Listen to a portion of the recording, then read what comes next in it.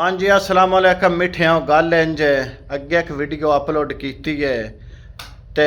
Status भी लाए ने बई गुजरात काफिला पहुँच के पिंडी पट्टियां तो पूछ रहे सन भी क्यों किस वजह तो की गल है।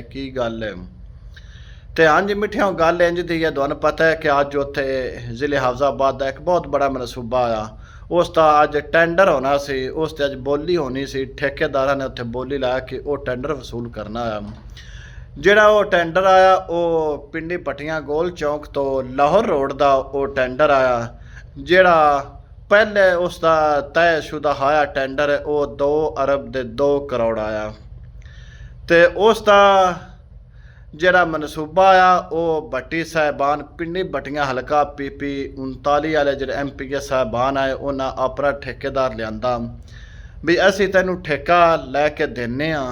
सानू कमीशन तू कितनी देवेंदा या जो भी उन्होंने मुकिया कमीशन का उस हिसाब उसका तय हो गया। तो जिस टाइम बोलियां उत्थे शुरू हुई कुछ मुस्लिम लीग नून की B टीम भी आई होर भी बंदे मुड़ तनाब नूं पता है तुहानू उत्थे सारे विच मुखालफ भी हुंदे ने सज्जन दुश्मन भी विच ही हुंदे ने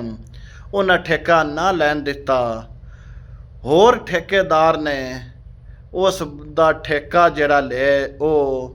36 करोड़ रुपया घट करके उस वो ले ले यानी कि 34 करोड़ रुपया घट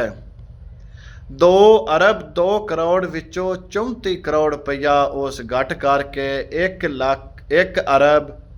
ते 76 करोड़ रुपये का उस ठेका वो ले ले यानी जी उस कमीशन देनी आई तो या जी दूसरियां कमीशन देनी है या लेनी आई वो घट करके उस 1 अरब ते 76 करोड़ का वो ठेका उस ले ले। हुण वेखनी अगली गल ये वे मिठिया गल इंज भी जदों उस रोड का उस कंपनी या उस ठेकेदार ने वो काम शुरू करना है क्या वो काम शुरू होवेगा या नहीं होवेगा या उस दे विच किन्नियां रुकावटां खलोंदियां ने या वो ठेकेदार सबका रवायत नूं बरकरार रखदे हो कमीशन देवेगा या नहीं देवेगा। मैं ना नहीं देवेगा अगर देनी हुंदी उस जिहड़ा उस 34 करोड़ रुपया उड़ाए उस कोई ना उड़ाए ना आया उस उड़ा के वो ठेका ले ले। हुण वेख रही अगली गल भी वो काम